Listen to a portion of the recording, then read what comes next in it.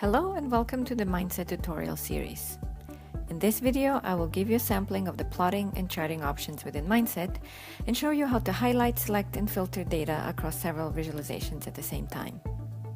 In Mindset, you will find the traditional options for data visualizations under the Plot button in the Explore tab. When you click on it, you'll see that Mindset offers several options to plot, chart, graph, and map your data. We will use the data obtained from the U.S. Census Bureau to exemplify this. This data has information from more than 48,000 working adults about their age, income, educational, marital status, etc. Let's start with a simple bar chart to take a look at the income versus age relationship. We'll select age for the x-axis, gross income for the y, and color by occupation.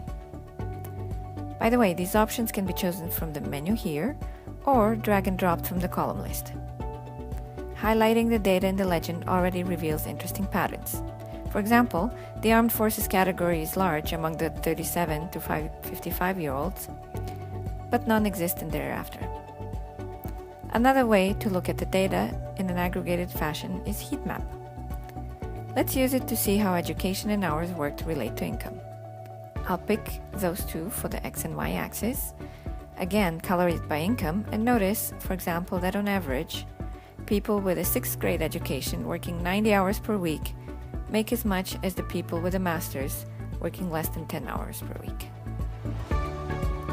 I also want to show you parallel coordinates. In this visualization, each record is a line going across from left end of the plot to the right, meeting each axis at the value for that record. Down at the bottom if the value is low, and at the top if it's high. This way you can see several things at once: distribution of the data, correlation among different features, and most importantly, have an easy way to drill down and filter data by selecting ranges within each axis, like this. Say I want to see what's going on with women who work for the state government and are married to a civilian spouse.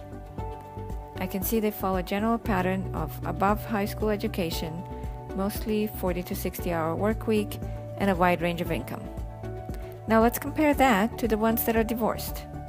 It seems their records fall more on the lower end of the income ladder. It seems that the same type of financial divorce penalty exists for men.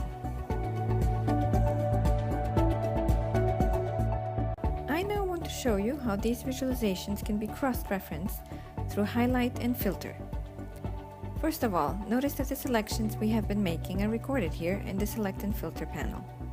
We can switch between highlighting the data within the context of the whole dataset and filtering out the parts that were not selected by using this toggle. You can think of using the filter option as a way to zoom into the data. All the charts are redrawn to the new data ranges when you use it.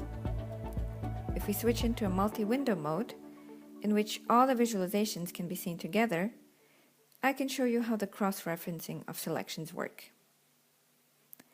I can even use the statistics plot from the column map to say, highlight all the salespeople, or pick out the young workers among the working group. Thanks for watching. Please visit our website for additional information and more videos on individual features.